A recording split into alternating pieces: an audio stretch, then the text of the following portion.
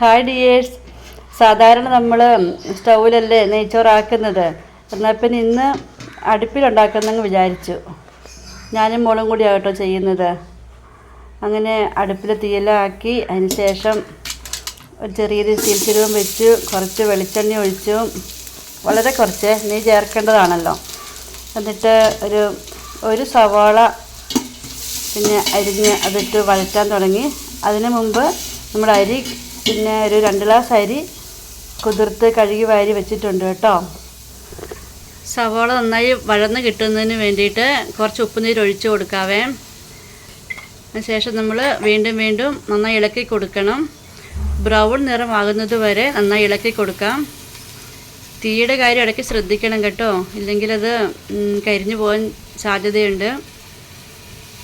സ്റ്റൗവാണെങ്കിൽ നമുക്ക് തീ കുറച്ച് വെച്ചിട്ട് മാറിയൊക്കെ പോകാം. പക്ഷെ അടുപ്പിലാകുമ്പോൾ തീ പെട്ടെന്ന് താളി പിടിക്കാൻ ചാൻസ് ഉണ്ട്, അല്ലെങ്കിൽ തീ കുറഞ്ഞു പോകും. ഇത് നമുക്ക് നന്നായി വഴറ്റി കൊടുക്കാം. ഏകദേശം ബ്രൗൺ നിറമാകാറായി. ഈ സമയത്ത് നമുക്ക് നെയ്യ് ചേർത്ത് കൊടുക്കാം. ഒരു 3-4 ടേബിൾ സ്പൂൺ നെയ്യ് മതി.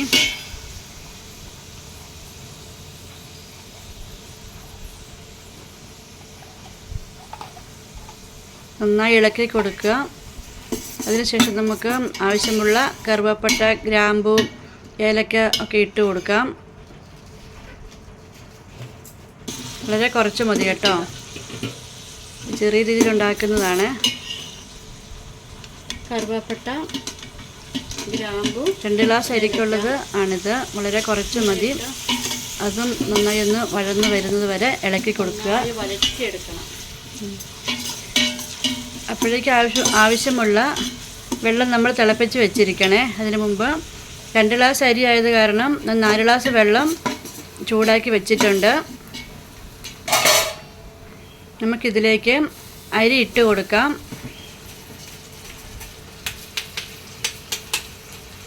അരി ഒരു 2 മിനിറ്റ് ഒന്ന് നന്നായി ഫ്രൈ ചെയ്തെടുക്കണം. നന്നായി ഇളക്കി കൊടുക്കുക. അതിനുശേഷം നമ്മൾ എടുത്തു വെച്ചിരിക്കുന്ന ചൂടുവെള്ളം ഒഴിച്ചു കൊടുക്കാം. 2 ഗ്ലാസ് അരിക്ക് നമ്മൾ 4 ഗ്ലാസ് വെള്ളമാണ് തിളപ്പിച്ച് വെച്ചിരിക്കുന്നത്. എന്നിട്ട് നന്നായി യോജിപ്പിച്ചിളക്കി വയ്ക്കുക.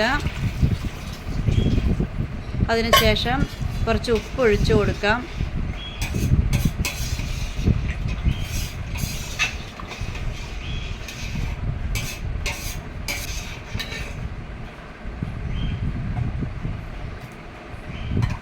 ഉപ്പൊഴിച്ച് നന്നായി ഇളക്കി കൊടുക്കുക. അതിനുശേഷം നമുക്കിത് മൂടി വെച്ച് കുറച്ച് സമയം വെയിറ്റ് ചെയ്യാം.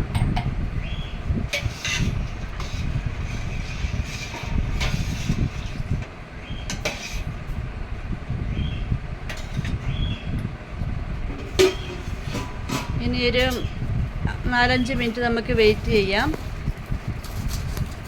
തീയൊക്കെ നോക്കി നന്നായി ശ്രദ്ധിച്ച്, തീ അധികം ആകാതെ നമുക്കിത് അടച്ച് വെച്ച് വേവിക്കാം. 5 മിനിറ്റിന് ശേഷം നമുക്ക് തുറന്ന് നോക്കാം. ഏകദേശം അത് വെന്ത് വരുന്നുണ്ട്. നന്നായിട്ടൊന്ന് ഇളക്കി ഒന്നും കൂടെ മൂടി വെക്കാം.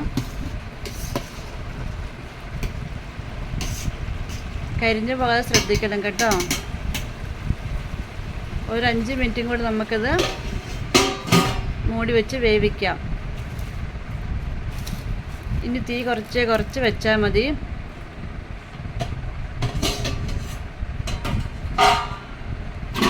ഇപ്പം ഏകദേശം ആയിട്ടുണ്ട്. നമുക്ക് മൊത്തത്തിലൊന്ന് ഇളക്കി കൊടുത്തതിന് ശേഷം അത് തട്ടിപ്പൊത്തി നമുക്കിത് അടച്ച് വയ്ക്കാം.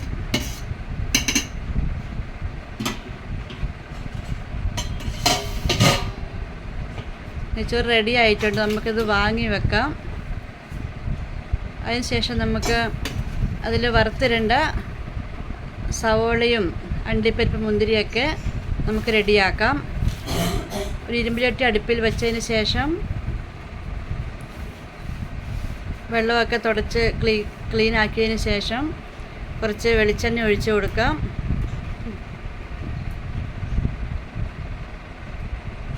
അതിനുശേഷം അരിഞ്ഞു വെച്ചിരിക്കുന്ന സവോളയും അണ്ടിപ്പരിപ്പും മുന്തിരിയൊക്കെ നമുക്ക് ഫ്രൈ ചെയ്തെടുക്കേണ്ടതാണ്. ആദ്യം അണ്ടിപ്പരിപ്പ് ഇട്ട് നമുക്ക് അത് ഫ്രൈ ആക്കി എടുക്കാം.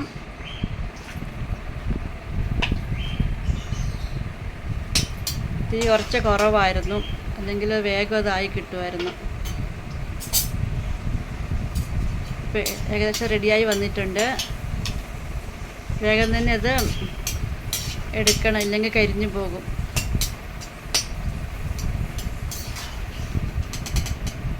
അതിനുശേഷം നമുക്ക് മുന്തിരി ഇട്ട് ഫ്രൈ ചെയ്തെടുക്കാം.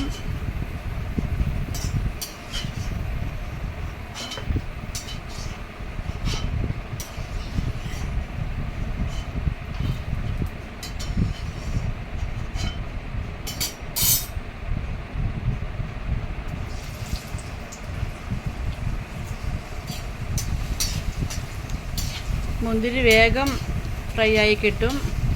പെട്ടെന്ന് തന്നെ നമ്മളിത് എണ്ണയിൽ നിന്ന് കോരിയെടുക്കണം.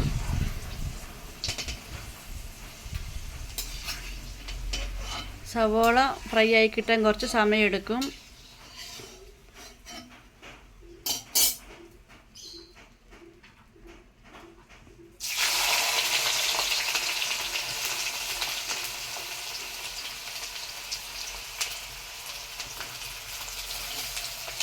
നന്നായി ഇളക്കി കൊടുക്കാം. ഒരു നുള്ളി ഉപ്പിട്ട് കൊടുക്കാം. നമുക്ക്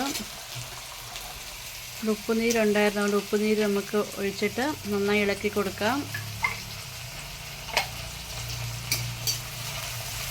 ചെറിയ തീയിൽ നമുക്കിത് ഫ്രൈ ചെയ്തെടുക്കാവുന്നതാണ്.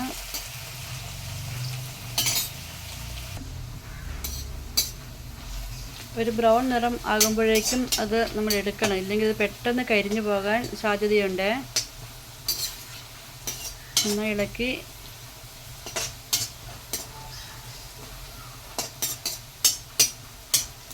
ഏകദേശമായി വരുന്നുണ്ട്. ഒരു ബ്രൗൺ നിറമാകുമ്പോഴേക്കും അത് എടുക്കണേ.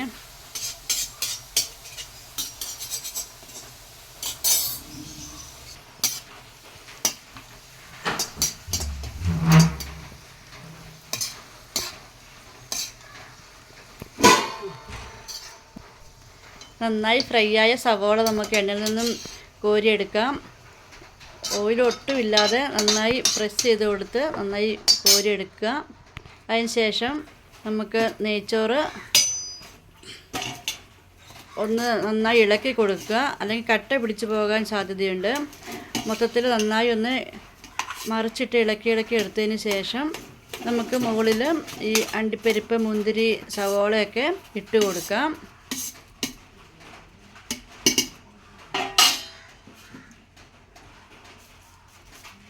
മൊത്തത്തിൽ നല്ല ഭംഗിയായി നമുക്ക് തൂക്കി കൊടുക്കാവുന്നതാണ്.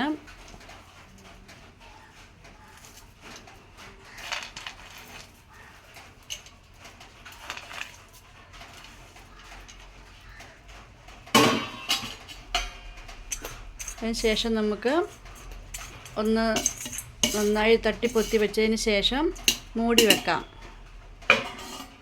അപ്പോൾ നെയ്ച്ചോറ് റെഡിയായിട്ടുണ്ട് കേട്ടോ.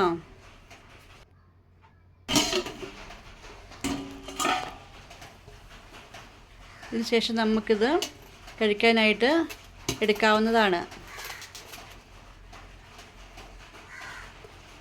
റൈസ് ആദ്യം എടുക്കുക. അതിനുശേഷം അണ്ടിപ്പരിപ്പ്, മുന്തിരി ഇവയൊക്കെ മുകളിൽ നമുക്ക് വെച്ച് അലങ്കരിക്കാവുന്നതാണ്.